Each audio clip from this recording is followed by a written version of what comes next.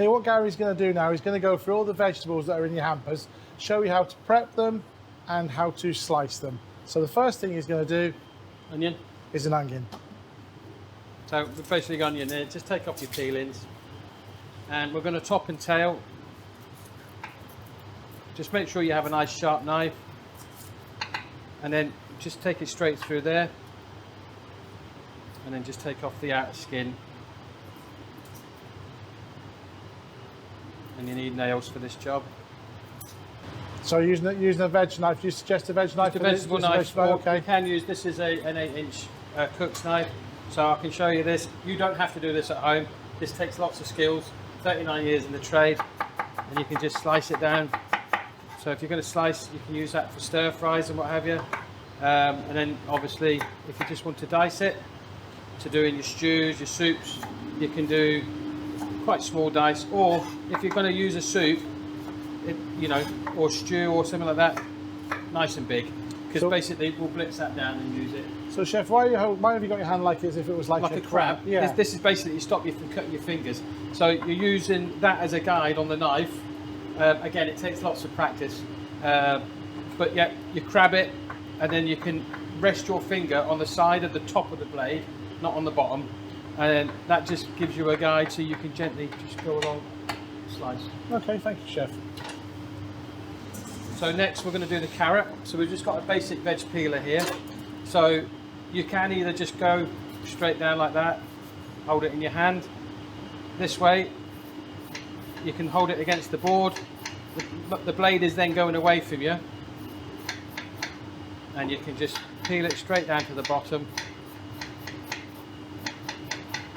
And then using your knife, you can just take away the top and the tail. Again, your scraps, if you have rabbits at home, guinea pigs, anything like that, they'll love them. They'll eat them up all day long. You know, if you've got your carrot peelings, we've got sweet potato as well. We can do sweet potato peelings, and if you've got broccoli, they'll eat that. The stalks, and also in your pack you've got celery. So top and tail of that, give them to you. If you've got gerbils, hamsters, guinea pigs, rabbits. Cool. We're looking after the pets as well today. You never know, goats, they'll eat everything. Chickens. So again, with carrots, there's different ways to obviously chop them up. Just give that a stir. So it depends on what you're doing, how you slice the carrot. Depending on what you're doing. If you would say you're doing for your roast dinner or anything like that, you can just go slice down, nice and easy, so you get nice roundels. You can do a really fine dice. And not just using that knife, you can use your big knife, and again you can use a rocking motion, and that gives you a nice small dice that, you know, again you can do that into your soups, your stews, your casseroles, and then obviously you can do a baton, which again is nice. This is big, so you can do that like you can for your roast dinners. And does the different sizes affect the cooking time, chef? Oh yeah, by all means, yeah. So these, roughly these, you're looking at sort of 12-15 minutes in a rapid boil. These, literally they'll take 3 or 4 minutes. But if you're doing them in a soup or anything like that, sometimes you don't even have to blitz a soup, they'll be small enough for a soup. And then you can obviously have julienne, which is a very, very fine, and if you're making stir fries, get it down as thin as you can, and then you can slice them. Very versatile vegetable. Yeah. Don't think about that. So carrots can be used for a great deal of things. You know, it's not even quite julienne, that's quite a thick julienne. So, but yeah, lots of different things you can do with your carrots. Again, sweet potato, exactly the same. Treat it as a carrot. Again, you can top tail. Very similar. Again, you can peel it this way, and because you've got your length of it, you can peel it that way as well. There's a lot of flavour in this vegetable, chef. So yes, yeah. Very good in your soups and your stews. Sweet potato. You can do loads of things with this. The same as any potato. Mash it. You can fry it. You can bake it as like a baked potato. You can eat the skin on it then as well. And the price has come down on them over the years now. It's very, and it's quite a healthy way of eating it, you know, for your potato fries. But again, you can just do roundels. you can do dice, you can do batons, and again, anything that you're thinking of using, you can use. You know, casseroles, stews, stir fries, anything. Again, very like the carrot, exactly the same. You know, you can do batons, you got your roundels, and these you can just basically do these like a fritter, put them in a bit of batter, deep fry them if you wished. Yeah. So it's that, and then we've got the potato, the humble potato. Humble potato. Does everything. Potatoes goes in your soups, your stews. You can mash it, roast it, chip it, bake it. But again, peeling it very much similar. I would do it this way. I wouldn't try and do it on the bench. You can use that. A little bit later on, you're going to be showing us in the some tray. a little bit later on, you'll be showing us some of these things you can do with the potato. Yes. Yeah. We've got, you know, what we're going to be making. Quite a few things, you know, potato based with the mince. We're going to make 3 different things with the mince. We're going to make cottage pie, and then we're going to make chili con carne, and we'll make a bolognese. So the potato will be incorporated with the minced beef. Again, potatoes can go in the soup. The potato can go in your stews, and then, like you say, for your roast dinners, roast potato, mashed potato. And it's a good thickening agent, chef, as well? Oh yeah, yeah. So with your soups, you don't really need to worry about anything. Couple of potatoes in the soup. Once you've blended that down, that will give you a thickness. You don't need to generally thicken it then with any flour, so that can keep it gluten free. Also, if you know you're making something, you know, a chili con carne or a bolognese or a soup, and you've put too much salt in, you've seasoned it too early, and it's very salty. Just get a potato, 1 potato, cut it into 4, leave it in there and let it sit for about 20-30 minutes, and that should draw some of the salt out and make it less salty. So, but again, easy to chop up. Roast potatoes there, a bit smaller if you want them for mashed potato.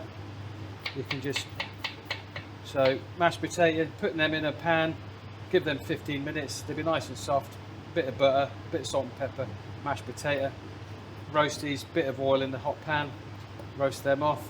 You can then do thin slices like that. You can do what's called julienne, which is with onion, lyonnaise, which is with onion, or then you can just obviously make a hot pot. So if you've got your mince, you've got a casserole mint, slice them on top, a little bit of butter on top, roast them in the oven, and you've got a nice hot pot. So basically, you're giving all these dishes today, we're giving lots of options on what they can do. It's not just a case of this is your mince, you have to make this. You can lots of variations on what you've got to be making. Yeah. So then, basically, what I've done here with all this veg I've just prepped now. If I grab another couple of bits of vegetables that we've got on our table, we've got a basis for a soup then.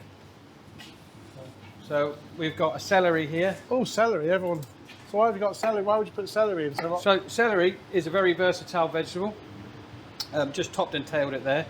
So your celery is great for seasoning. Really lots of flavour in the celery. It's also for your tomato sauces. It's a base. So what we call a mise en place for when we were doing chefing, when we did our training. Onions, carrots, celery is our basic trio that we use for a majority of sauces, stews, casseroles and soups. So we put this in for flavour. So it wouldn't so what the ladies and gentlemen at home are thinking, oh, the celery is very bitter. You're using it to flavour the food and bring the flavours out. Yeah. Is that what we're saying? Yeah. Okay. And we again, it's if you chop it up or blend it, very small, you can hide it in the food and kids don't know it's there. Okay, thank you, Chef. A lot of adults wouldn't know it's there. So again, this now chops down quite easily. You can chop it quite small.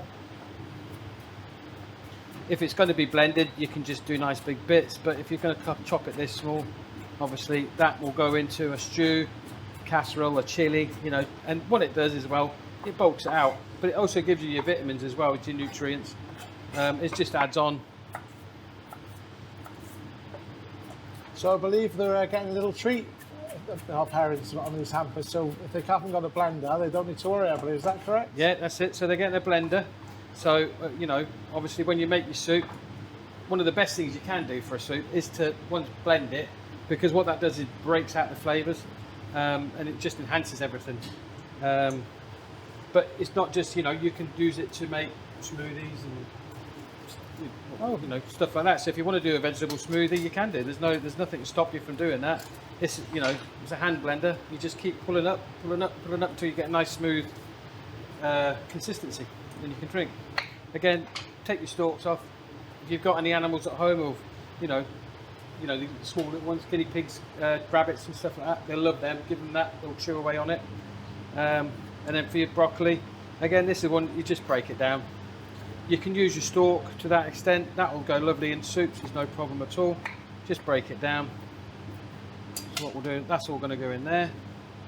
So there's never a case of try the vegetable, don't be put off by the vegetable. There's lots you can do with the vegetable. Lots to do, yeah. You can do loads with the vegetables.